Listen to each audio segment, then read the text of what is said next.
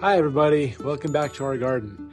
I'm with you again today, which we know means that Janie is still kind of not feeling well at all. In fact, some slight sign of some improvement today maybe, so we'll see. Hopefully that's a good trend and it continues that way, but yeah, she's still definitely in rest mode.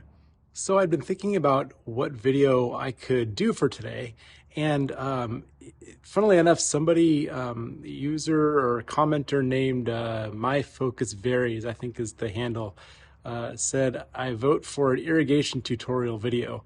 And it's funny because I had been thinking of doing that for a while. That's not the only person that has made that comment in the past, couple of months. There's been definitely kind of a handful of people here and there who have kind of asked for an irrigation video, and I actually had tried to do one, gosh, back in the late spring, I think, when I kind of first started to kind of get the hang of doing this stuff, and it was a total fail. Like, I just couldn't figure it out, and kind of just scrapped it and kind of forgot about doing it.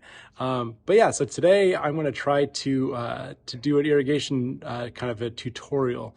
Janie has multiple really great, pretty in-depth videos on drip irrigation and how to go about it, the different parts of it, all this really good, really in-depth information. But yeah, I'm looking at this from the perspective of, okay, so like when I started kind of working more in the yard this spring, okay, so I'm here, I've got all these irrigation tools, I don't know what to do with them. Janie had always done all of that kind of stuff because she had always, of course, done, the lion's share of all the gardening, work.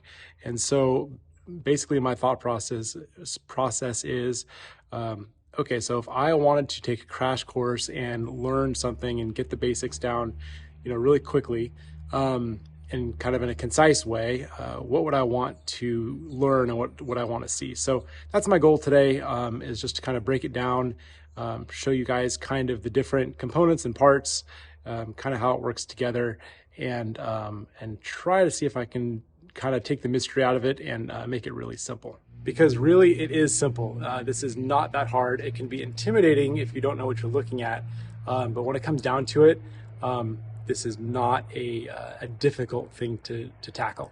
All right, so just in the interest of completeness, I wanted to show you kind of what the guts of the system looks like. What you're looking at here is the valves.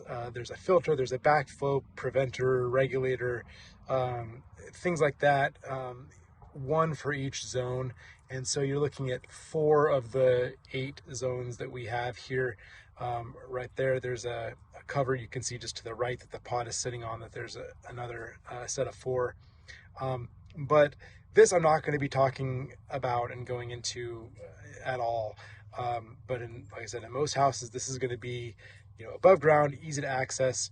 All you need to know is that coming off of the end of each of those contraptions is going to be a little like a little ending that you're able to basically plug into with your tubing of whatever size. Usually it's going to be 1/2-inch tubing, that they have a little coupler that goes on to the end of those things, and that's how you plug into your system and bring the water out to your garden. So that's all I'm going to talk about with this. Again, I'm not going into how to set all this up.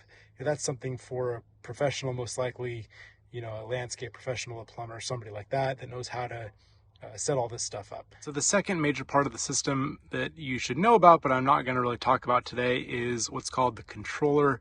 This happens to be the Ratio brand. We're not sponsored by them, but I will sing its praises. These things are really great. It basically works through a Wi-Fi app on your phone. You can control everything on it. It's got all kinds of fun and super easy to use features.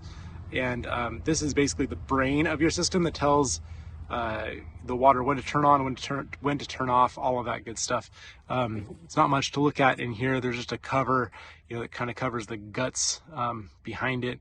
But it's this is nothing to be afraid of at all. If you have like a manual watering system, already in place, like with a manual timer that you have to, I don't know, like one of the old, like we had an old kind of Rainbird system in our old house that we ended up replacing with this, and it was a really nice upgrade, so you don't have to, walk out here, or the biggest thing is like having to walk all the way back into your garage or to the side of the house wherever the timer is, adjust something, walk back into the garden, walk back and forth as you're adjusting things. With this, you can have your phone in your hand, in your yard, and control it from there. So I, almost never have to come over here and open this thing up at all.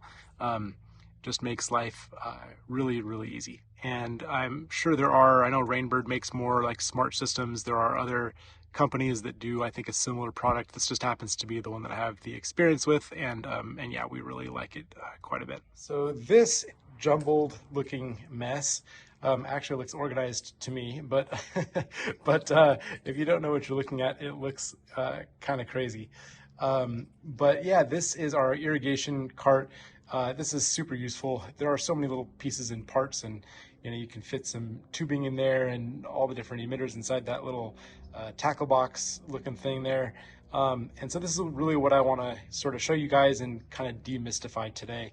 But yeah, definitely pro tip is have some kind of a cart or something if you're going to be doing any kind of frequent adjusting of your irrigation system, which it always is going to need. You're going to need to definitely tweak things here and there. Having a spot with, some of everything kind of all in one place that you can kind of tote around or cart around the garden is really great. Janey did this a long time ago, and it's very, very useful. And so if you're looking to get started, this is pretty much everything that you need what's on this table here.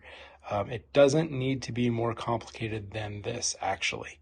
And so I'm just going to kind of take you through kind of category by category and show you how all this stuff works. Okay, and to me, the most basic part of your drip system is this right here. This is just a small length that I cut of 1/2-inch drip tubing. This is going to plug into, when I was showing you the filter, the regulator, that whole setup that actually comes out of the plumbing that's attached to the plumbing of your house. There's going to be a little coupler at the end of it that this will fit over, and then that basically gets your system started. This is how you plug into the water from your house to the regulator, the filter, that whole contraption. This plugs into that, and that is what's going to take the water in fairly large volume out to your garden. The next item here is this brown tubing with a little black stripe on it. This is 1/2-inch tubing, but it actually has emitters built into it.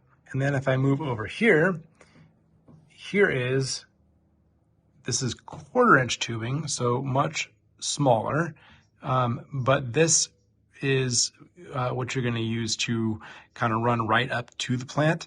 So you think of the black tubing as kind of transporting larger volumes of water around the garden.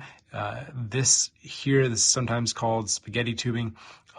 This is going to run to the individual plant.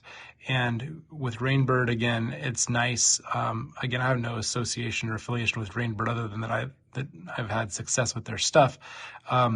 But it's easy because this black tubing is solid, doesn't have any holes in it. The black 1/2-inch tubing is the same. And then if you move over here to this brown tubing, you can see the little bulge there with the hole in it. That is actually, the emitter is a 0.8, I'm not sure why 0.8, but it's a 0.8 gallon per hour emitter that is built into this. And it is, if you look at it here, you can see about every 6 inches. So this is 6-inch emitter tubing here. So every 6 inches, there's a little hole that is going to water your plants through that little hole. And again, it's color coded. So, the brown and the brown are both emitter tubing. The black and the black are, I guess you would think of it as transport tubing. And then moving over here, these are couplers. So this is how you're going to attach one end of the tubing to the end of the next one. So you have just a straight line one here. So if you just kind of run out of tubing, you just need to get a new spool or a new length and attach it and lengthen it. That's what this is for. You can go around corners with a little elbow guy here. And then we've got a T, which is useful when you need to split off into another direction. So pretty simple. And then over here with the tiny ones with the 1/4 inch, it's the same thing. You've got a little guy here that is just going to lengthen, just extend the length that you already have. And then you have the T. I think they make elbows. We don't have any elbows here, but I know that they do make them. And then this here, this is called, at least I call it, a goof plug.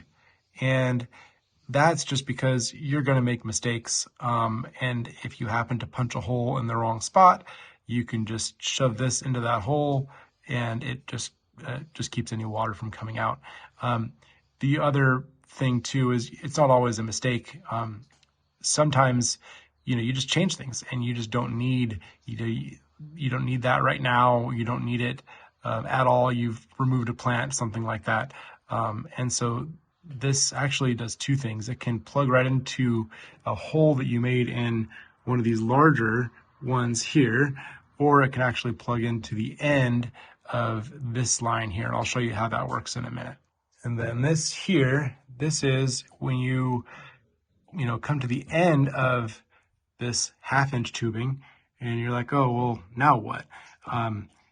This is going to, and I'll show you how to do it in a little bit, this is going to enable you to basically crimp off the end of the line so you stop any water from flowing, and you're basically capping or ending the line with this guy here. And again, this comes in different sizes.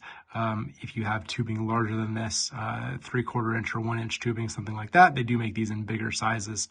To cap off a 1/2 inch tubing, all you do is just put one of those goof plugs right in the end there, and it's that simple. And then over here we come to our emitters. Again, Rainbird brand for these 3 there. I show you this one only because we ended up getting a bunch of this other brand. I don't remember why. I think the place that we were at just had these in bulk and it was easy to get. They're shaped a little bit differently. They theoretically work in the same way, but I'm a little skeptical that they are as consistent and as good as these Rainbird ones here. This is a black 1 gallon per hour emitter. They have different color codes on this for the different, flow rates.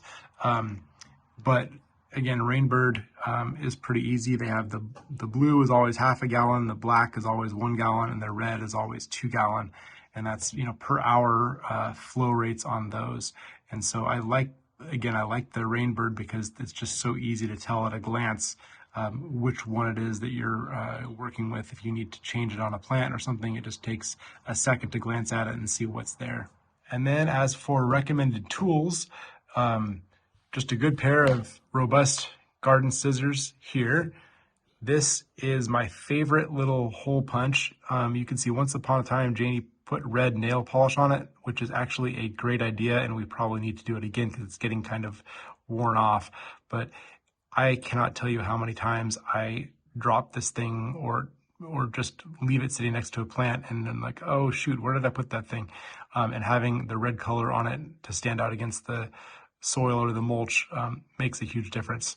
So, but yeah, this is the most effective hole punch that I have come across. I've tried this one here. This kind of works like that, and you punch the hole in it that way. It actually seems like it should work really well, but I have mixed results with it. So I just use the simple one, and that seems to work best for me. This is just landscape staples that you use to just kind of hold the tubing in place when you put it there, because there's nothing worse than thinking you have your drip set up to a plant, and then something happens and it shifts and it's watering 8 inches away from your little baby plant and it doesn't get enough water and it dies. So the landscape staples help to make sure that that tubing and that emitter stays where you put it. And then the gloves here, I just find that basically if you can find gloves that fit relatively tight, I'm sorry those are so dirty, but they're well used.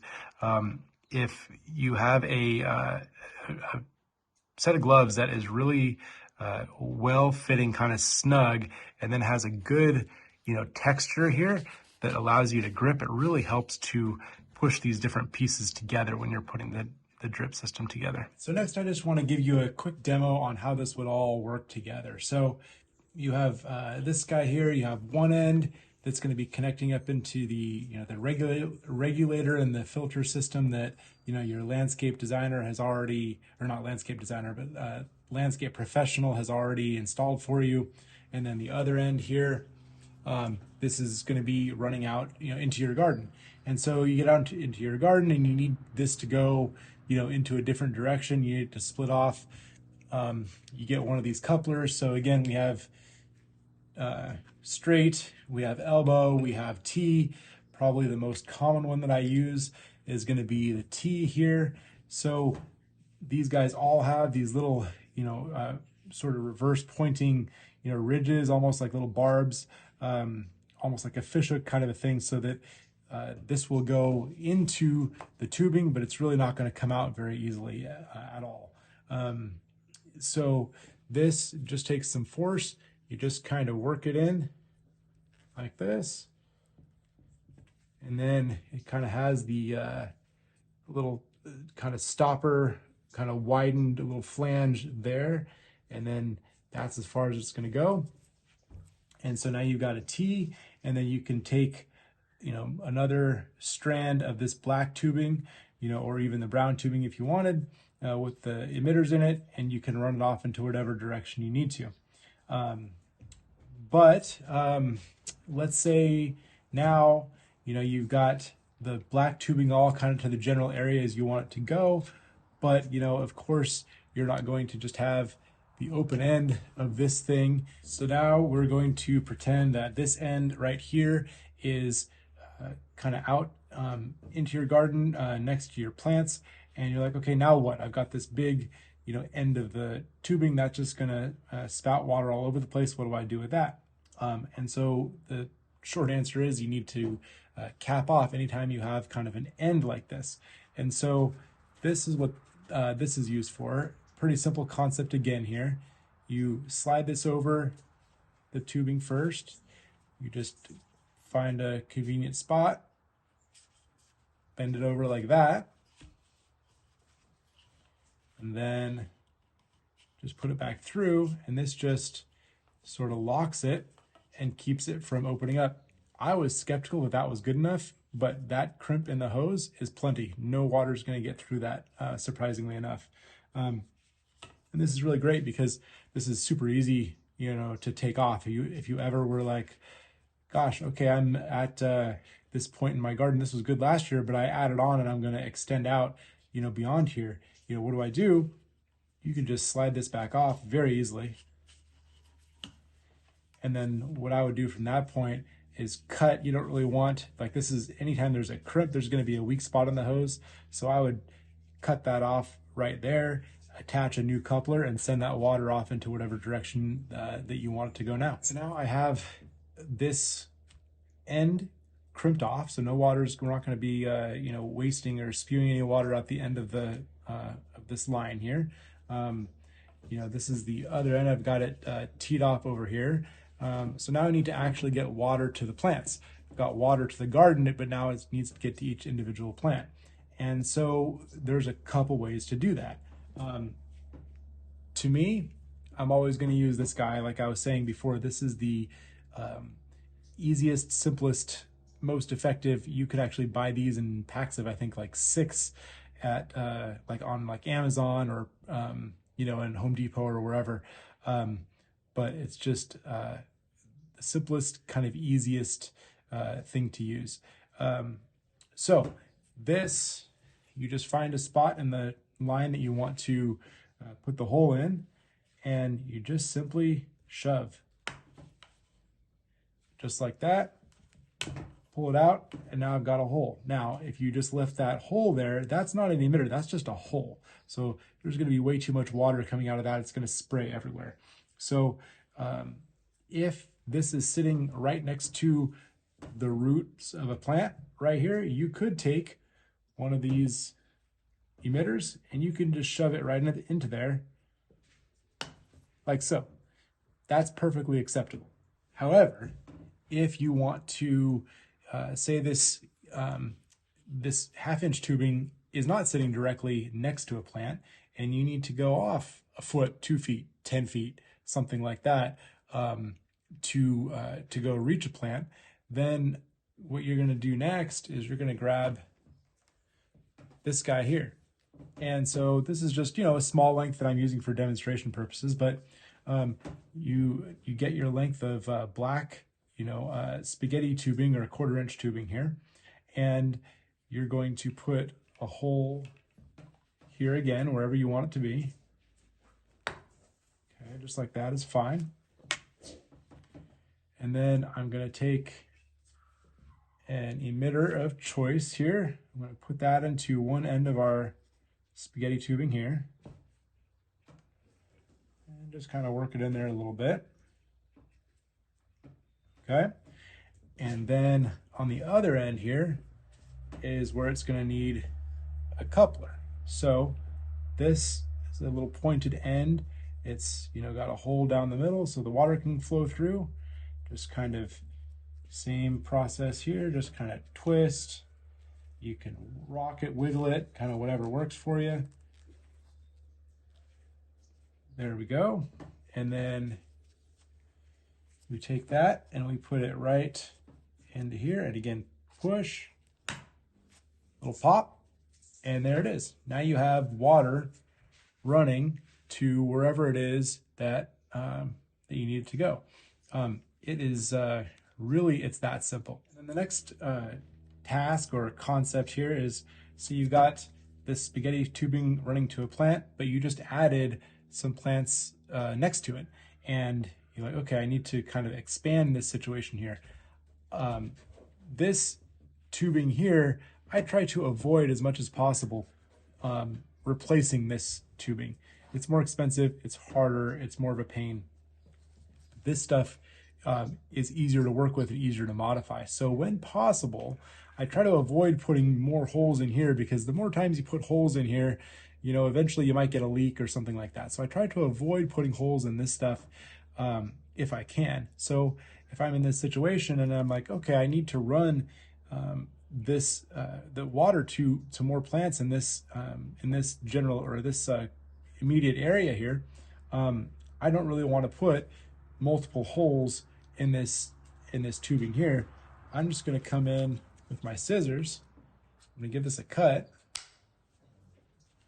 and then I'm going to get this T here, and I can use this in whatever way that I want. And I can plug one in there, and I can plug the other one in here.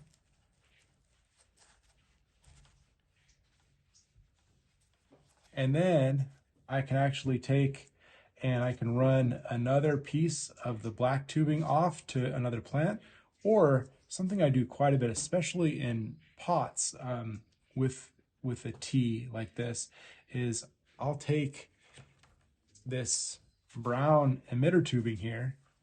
We can plug that into here like so.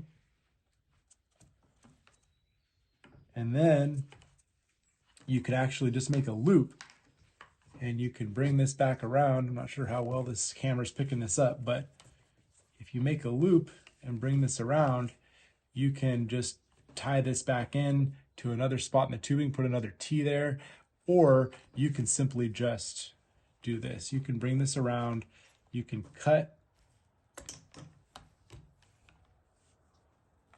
and you can take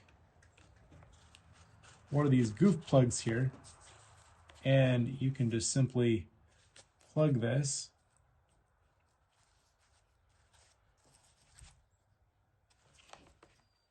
And now you have a nice little loop that you can just kind of tack down with landscape staples, and then that can surround kind of the whole pot, whatever you have in that area, and that works really great to bring drip irrigation to pots. All right, you guys, I hope that made some sense. I wanted to do it on this table with this white towel. I was hoping that would be enough contrast to see what was going on. When I've tried to do this in the past in the garden, you know, the brown tubing and even the black kind of gets lost in the background with the mulch and the dirt and all of that, and it can be sometimes hard to see. So I wanted to see if this worked any better. I know you're not seeing it next to any plants or anything like that, but I hope it was, you know, easy enough to follow and it made some sense. But my goal here really is just to say, I mean, I know this looks a little bit messy right now, but this isn't that many different tools. There's only a handful of things that you need, and they're not complicated to use and put together. And with basically what you see here, you can be as creative as you want and problem solve and basically get water to anywhere you want in your garden. The one thing that I didn't mention initially about these emitters, and almost every company probably makes these, but this is what's called a pressure compensating emitter. So even if you're running this up a hill or down a hill, all of the emitters are going to basically compensate for that, and they're going to still put out the water at a consistent rate. They make non-pressure compensating emitters. We don't even bother with those. They're a little bit cheaper, but I just don't want to have to think about it, you know, a pressure difference at the end of the line, or if I'm running it up a little, you know, elevation or into a pot or anything like that. I just don't want to even have to think about it. So if you do see something called PC on an emitter label, that's the one you want. PC stands for pressure compensating. Hey everybody, so I'm sitting here editing and I realized I need to jump in here because I kind of neglected to talk about one of the main things, or one of the topics that I wanted to bring up, and that is about you know, water requirements. And you know, the question always comes up with you know, drip systems.